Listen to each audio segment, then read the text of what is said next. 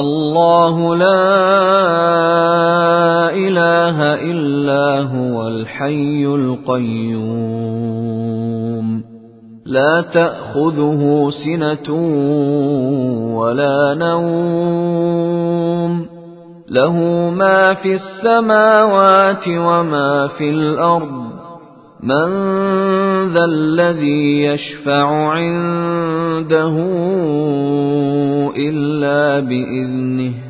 يعلم ما بين أيديهم وما خلفهم ولا يحيطون بشيء